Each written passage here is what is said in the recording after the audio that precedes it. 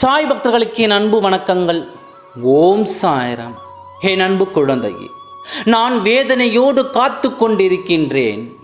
எனக்கு மட்டும் வேதனையை கொடுத்து, தினந்தோறும் கண்ணீரை கொடுத்து, என் வேதனைகளை தீர்க்க வழி இல்லாமல் அதிகமாகிக் கொண்டே தான் போகிறீர்கள் என்று என்னிடம் நீ கேட்டுக்கொண்டிருக்கிறாய். இந்த உலகத்தில் எனக்கு மட்டும் ஏன் இத்தனை வேதனைகளை கொடுத்தீர்கள்?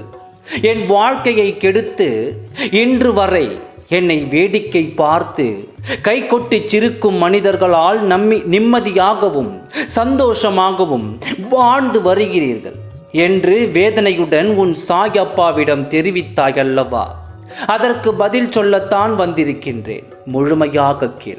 எந்த தவறும் செய்தவர்களையே கர்மவினை இத்தனை பாடுகள் படுத்தி கொண்டு இருக்கும் இந்த வேளையில் பாவத்திற்கு மேல் பாவத்தை சுமந்து கொண்டு அவர்கள் அடுத்த குடும்பங்களை கெடுத்து வேடிக்கை பார்த்து ஒருவரின் வேதனையை பார்த்து மகிழ்ந்து கொண்டு இருக்கும் மனிதர்களுக்கு அடிக்க ஆரம்பித்தால் எத்தனை அடிகள் விழும் என்று உனக்கு தெரியாது.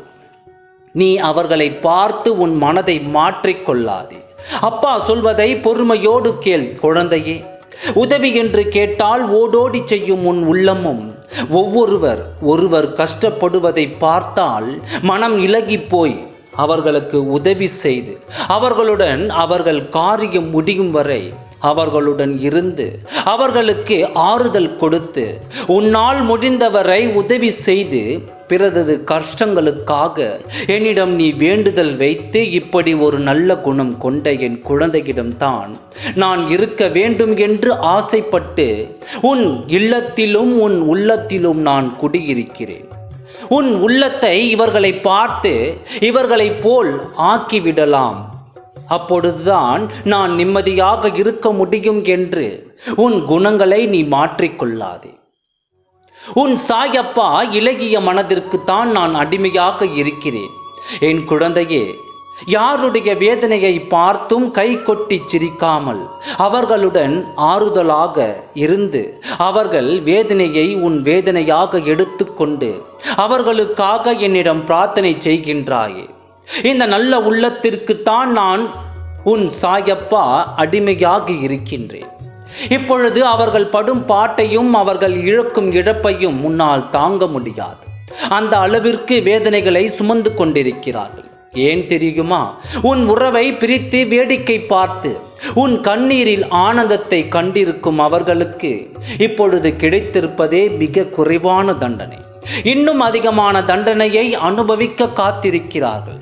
ஒரு தவறு என்று தெரிந்தால் அந்த தவறை திருத்திக் கொள்வதுதான் அவர்களின் வாழ்க்கைக்கு நல்லது. ஆனால் தான் செய்யும் தவறு என்று தெரிந்தும் இன்னும் அதிகமான தவறுகளை செய்து உன் குடும்பத்தை பிரித்து வேடிக்கை பார்க்கும் அவர்களுக்கு இப்பொழுது இருக்கும் இழப்புகளே குறைவு. இன்னும் அவர்கள் மனதை மாற்றிக்கொள்ளாவிட்டால் இன்னும் அதிகமான துக்கத்தை அனுபவிக்கப் போகிறார்கள் என்று அர்த்தம். இதை உன் கண்களால் காண்பாய். உன் வாழ்க்கையை திரும்பவும் ஒன்று சேர்க்க நான் பாடாய்பட்டு கொண்டிருக்கின்றேன். உன் நல்ல எண்ணத்தை மாற்றிக்கொள்ளாமல் என் குழந்தை அப்பா சொல்படி அதன் வழியில் நடந்து கொள்.